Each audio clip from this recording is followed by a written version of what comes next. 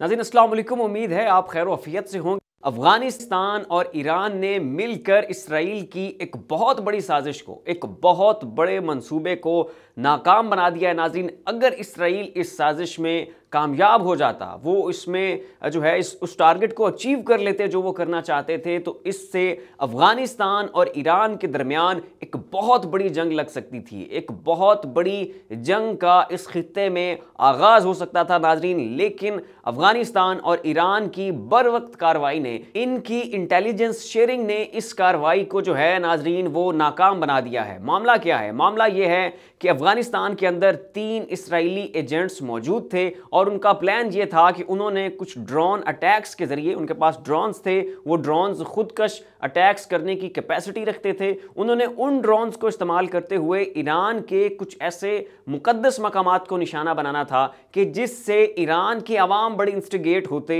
उनके दरमियान बड़ा गमो गुस्सा होता और वो सड़कों पर आते और प्रोटेस्ट करते और फिर बदले में ईरान को भी अफगानिस्तान के अगेंस्ट जो है वो रिटेलिएट करना पड़ जाता। और इससे होता यह कि ईरान और अफगानिस्तान की दोस्ती जो है वो खराब हो जाती। ना सिर्फ दोस्ती खराब होती बल्कि यहां पे एक नई जंग का, एक नई महाज आराई का आगाज हो जाता, जिससे नुकसान जो है वो फलस्तीन के काज को होना था, जिससे नुकसान जो है वो गजा के काज को होना था। ये बहुत बड़ा प्लान था जिसे इन दोनों ममालिक की एजेंसियों ने मिलकर नाकाम बनाया। नाज़रीन, अफगानिस्तान की इंटेलिजेंस एजेंसी को यह खबर मिली कि यहाँ पे जो है वो कुछ इसराइल के एजेंट्स मौजूद हैं और वो ईरान के खिलाफ किसी किस्म की कोई कार्रवाई करना चाहते हैं। उन्होंने फौरी तौर पे ईरान से राब्ता किया, उनको ऑन बोर्ड लिया और कोऑर्डिनेशन के बाद उन्होंने बताया कि जनाब करना चाहते हैं, ये इब्तदाई इतलाआत हैं, तो आए हम मिल के इनके खिलाफ एक ऑपरेशन करते हैं और जानने की कोशिश करते हैं कि चल क्या रहा है। फिर नाज़रीन, ईरान की इंटेलिजेंस और अफगानिस्तान की इंटेलिजेंस, इन्होंने मिल के वहाँ पे जो है वो ऑपरेशन किया कि उनकी वो सेहत तबीयत जो है उन्होंने उनकी साफ़ की और फिर उनसे दरियाफ्त करवाया कि जनाब आपके यहाँ पे क्या अज़ाइम थे। तो उन्होंने नाज़रीन बताया कि हम यहाँ पे कुछ ऐसे ड्रोन अटैक्स करना चाहते थे ईरान के अंदर कि जिससे ईरान और अफगानिस्तान के दरमियान एक जंग का समा जो है वो तैयार हो जाता। और मज़ीद उनका कहना था कि हमने कुछ ऐसे फुटप्रिंट्स छोड़ने थे, हमने कुछ ऐसे शवायद छोड़ने थे इस जंग के दौरान या अपनी इन कार्रवाइयों के दरमियान के जिसके बाद हर सूरत ईरान का शक जो है वो अफगान तालिबान के ऊपर जाता और उनके पास कोई ऑप्शन ना बचता मासिवाय अफगानिस्तान के खिलाफ एक जंग के। तो नाज़रीन, आपको पता है अफगानिस्तान और ईरान की जो पिछली तारीख़ है वो कोई ख़ास अच्छी नहीं रही है। पिछली 20 साल जंग में जो है ईरान अफगानिस्तान में ऐसे ग्रुप्स को फैसिलिटेट करता रहा है, उनकी जो है वो बैक करता रहा है जो एंटी तालिबान थे। और तालिबान जो है वो अफगानिस्तान के अंदर और ईरान के अंदर जो शिया एथनिसिटी है उसको टारगेट करते रहे। हज़ारा शिया जो हैं उन्होंने वहाँ पे तालिबान की जानिब से एक बहुत बड़े जो है वो जुल्म का वहाँ पे सामना किया। इसी तरह ईरान ने भी एंटी तालिबान ग्रुप को बहुत ज़्यादा सपोर्ट किया, उनकी मदद की, जिससे तालिबान को जो है वो बहुत बड़े नुकसानात का सामना करना पड़ता रहा माजी में। तो इनकी जो माजी के ताल्लुकात की तारीख़ है वो कोई ख़ास अच्छी नहीं है। और आप कह लें कि ये उस थ्रेश होल्ड पर ही खड़े होते हैं, ये आप कह लें कि उस पारे पर ही खड़े होते हैं कि जहाँ पर इनके दरमियान जंग लगने का इम्कान जो है ना वो हर लम्हे मौजूद होता है, क्योंकि माजी की तारीख को जो है ना वो ख़ास अच्छी नहीं है।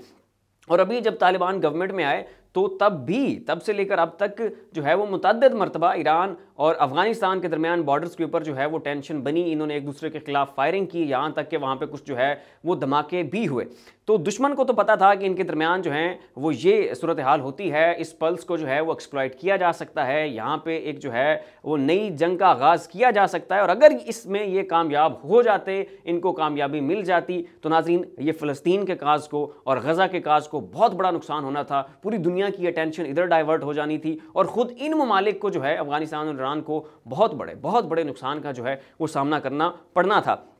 इससे पहले नाज़रीन मैं कल वाले वीलॉग में आपको बता चुका हूं कि जो यमनी हौजी हैं उन्होंने इसराइल के ऊपर जो मिसाइल्स लॉन्च किए थे और जो अटैक किया था, उन मिसाइल्स ने इसराइल तक पहुंचने के लिए जो एयर स्पेस यूज़ की थी वो एयर स्पेस सऊदी अरब की थी और उन्होंने उसमें सऊदी अरब को जो है वो एतमाद में नहीं लिया हुआ था। और सऊदी अरब ने यह भी बाद में रिपोर्ट हुआ कि एक आध मिसाइल को वहाँ पर इंटरसेप्ट कर लिया और उसको नकारा बना दिया, क्योंकि उन्हें समझ नहीं लग रही थी कि ये मिसाइल आ किधर से रहे हैं, ये जा किधर रहे हैं, कहीं ये इसराइल का ही कोई मिसाइल मिस फायर तो नहीं हुआ कि जो हमारी तरफ आ रहा है, तो वहाँ पे जो है ना वो बड़ी खलबली मच चुकी थी। तो इसको मैं कल वाले व्लॉग में भी मेंशन कर चुका हूँ कि अगर यमनी हौजी इस तरह का कोई दोबारा से वो एडवेंचर करते हैं तो उन्हें चाहिए कि वो सऊदी अरब को ऑन बोर्ड लें, उनके साथ कोऑर्डिनेट करके उनको एतमाद में लेके इस तरह का कोई जो है वो मिसाइल्स की स्ट्राइक करें, क्योंकि ये ना हो कि फिर यमनी हौजी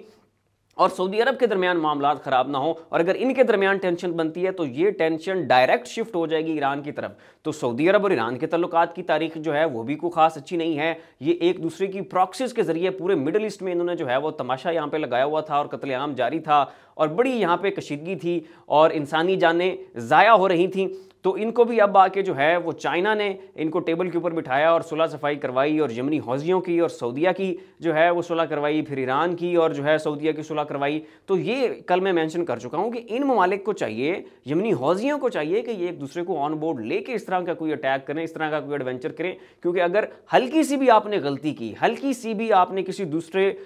इस्लामी मुल्क को इनसिक्योर कर दिया तो आप आपस में लड़ पड़ेंगे, और जिससे अल्टीमेटली फ़ायदा जो है वो आपका दुश्मन उठाएगा।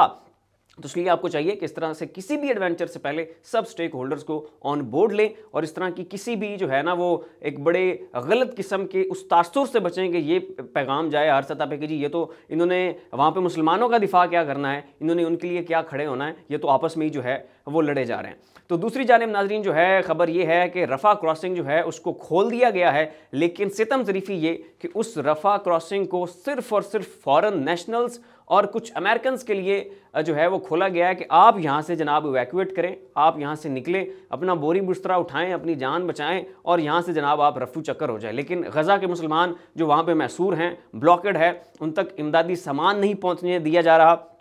लोग वहाँ पे इंजर्ड हैं, ज़ख्मी हैं, बड़ी एक स्वेयर किस्म की सिचुएशन है। और अगर उनको ज़ख्मियों को इब्तदाई तिब्बी इमदाद मिलती है, उनको जो वहाँ पे फ़र्स्ट एड मिलती है, तो उस सूरत में उनकी जान बचाई जा सकती है। लेकिन इसके बावजूद इजिप्ट की जानिब से ना तो रफ़ा क्रॉसिंग खोली जाती है, ना वहाँ पे जो वो इतने बड़े ट्रक्स लोड हुए पड़े हैं इमदादी सामान के, राशन के, ग़िज़ा के, ना ही वो वहाँ से गुजरने दिए जा रहे हैं, ना ही गज़ा के मुसलमानों को जो है उनकी ख़वातीन और बच्चों को इजिप्ट में जो है वो महफूज पनागाहों की जानिब जाने दिया जा रहा है। लेकिन नाजरीन अमेरिकन नेशनल्स वो बहुत अहम हैं, फॉरेन नेशनल्स वो बहुत अहम हैं, डुअल सिटीजनशिप वाले वो लोग जो वहाँ पे गज़ा में मशहूर हैं, उनकी ज़िंदगियाँ जो हैं बहुत कीमती हैं, बहुत अहम हैं। तो उनके लिए जो है उस रफ़ा क्रॉसिंग को खोला गया है, उनके लोगों की इवैक्यूएशन जो है हो चुकी है,